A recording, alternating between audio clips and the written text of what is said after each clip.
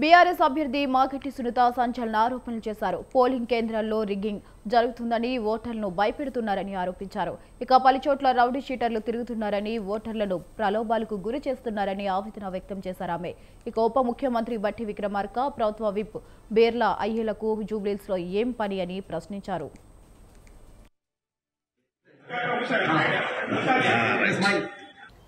ఏ డివిజన్కి వెళ్ళినా ఎక్కడ చూసినా ప్రజల్ని భయభ్రాంతులకు గురి చేస్తున్నారు. భయాందోళనకు గురయ్యి ప్రజలు కూడా భయపడి బయటికి రావట్లేదు. ఎవరు వచ్చినా ముందుగానే వాళ్ళని బెదిరిస్తున్నారు. డబుల్ బెడ్రూమ్ ఉంటే క్యాన్సిల్ చేస్తాము, 2000 పింఛన్ ఉంటే కట్ చేస్తాము. ఈ సవేరా ఫంక్షన్ హాల్ దగ్గర 150 మంది కూర్చున్నారు. బీఆర్ఎస్ టేబుల్ ఒక్కడు కూడా వేయనివ్వలేదు. వేసినా కూడా తీసి అవతలకు బారేశారు. ఎవరిని కూర్చొనివ్వలేదు. నేను వెళ్ళి అడిగితే గొడవ పెట్టుకున్నారు. స్కూటీల మీద వెళ్ళే వాళ్ళని కూడా ఆపి ఫలానా పార్టీకి మీరు కాంగ్రెస్ పార్టీకి వేయండి అని చెప్తున్నారు. ప్రతి ఆటోని జనం ఎక్కించుకొచ్చి అక్కడ 2 నిమిషాలు వాళ్ళతో మాట్లాడి డబ్బులు పంచుతా మీరు కాంగ్రెస్కి ఓటు వేయండి, వెయ్యకపోతే మిమ్మల్ని రేపటి నుంచి బయటికి రానేమో అని బెదిరించారు. అది మేము క్వశ్చన్ చేస్తే మమ్మల్ని కూడా మహిళలను చూడకుండా పిచ్చి పిచ్చిగా మాట్లాడారు. నేను సవేరాలో ఒక బూత్లోకి వెళ్తే 271లో నవీన్ యాదవ్ బావమరిది వెంకట యాదవ్ కూడా ఉన్నారు. నన్ను చూసి ఎమ్మటే బయటికి పరిగెత్తుకొని వెళ్ళిపోయారు. అంటే ఎప్పటి నుంచి 30 మంది నేను ఎటు వెళ్తే అటు నాకు కాపలా పెట్టారు. 2-3 ఎటు వెళ్ళినా ఒక 100 మంది దాకా నా వెనకమాల వస్తున్నారు. ఎటు వెళ్ళినా అంటే ఒక మహిళని ఇట్లా హింసిస్తారా? అంటే ఒక మహిళను తిరగనివరా? ఒక మహిళ ఇట్లా ఉండకూడదా? ఇంత అరాచకమా? ఇంత అన్యాయంగా చేస్తారా? బోరుబండలో కొట్టారు, టేబుల్ అయినవలేదు, కుర్చీలు ఇసిరేశారు.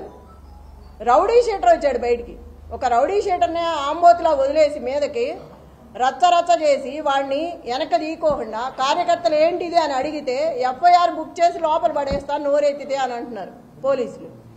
నేను అక్కడికి ఎంటర్ అయ్యి వెళ్ళంగానే 20 మంది పోలీసులు వెళ్ళిపోయారు. ఎక్కడ వాళ్ళు అక్కడ. ఒక మహిళ వచ్చినప్పుడు ఉండాలా అండగా? వెళ్ళిపోతారు ఏటాళ్ళు అటు పారిపోయి. ఇంత దొంగల్లాగా ఎందుకు చెప్పండి? పోలీస్ సోదరులకు ఒకటే చెప్తున్నా, నేను జెన్యూన్గా ఉండండి. ఒక మహిళకి సపోర్ట్ చేయమని నేను అడగట్లేదు. ఎవరి పని వాళ్ళని చేసుకునివ్వండి. అంత భయపడాల్సిన అవసరం ఏముంది? ఏ డివిజన్లో ఏ బూతులకి వెళ్ళినా ఇదే గొడవ. ఇప్పుడు కూడా బిర్యానీలో డబ్బులు పెట్టిస్తున్నారు. అంత కర్మేం పట్టింది? అంత ఓడిపోతామని అంత భయం ఎందుకు వేసింది? ప్రజల్ని మభ్యపెట్టి భయపెట్టి ఇళ్లలోంచి బయటికి రానివట్లా.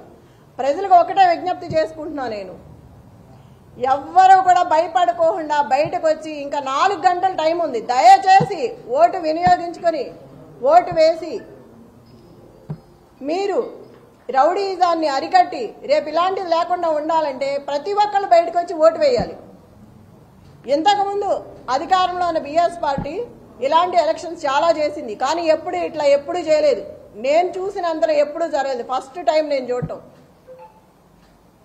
ఇట్లా ఉంటుందా అని ఇప్పుడే చూసా. నేను ఇన్ని సంవత్సరాల్లో ఎప్పుడు కూడా చూడలేదు. నేను నా భర్త ఇన్ని ఎలక్షన్స్లో ఉన్నప్పుడు కూడా ఇలాంటిది ఎక్కడా వినపడలే. నేను స్టేట్లో ఉన్న ఆకు రౌడీలు మొత్తం తీసుకొచ్చి పెట్టుకున్నారు.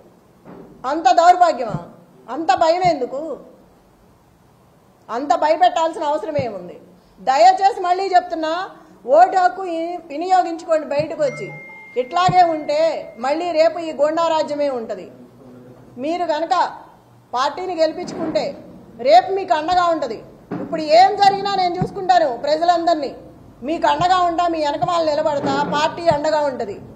ఏదైనా సరే 13వ తారీఖు వరకు ఎంత ఇబ్బంది అయినా పెట్టండి, ఎంతైనా భయపెట్టండి, కానీ 14వ తారీఖు తర్వాత మాత్రం మాదే.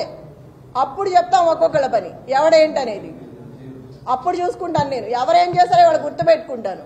పనికి మాలిన ఆకురౌడీ కూడా నోరెత్తి మాట్లాడుతున్నాడు ఇవాళ. పోలీసులు కూడా మహిళలను చూడకోకుండా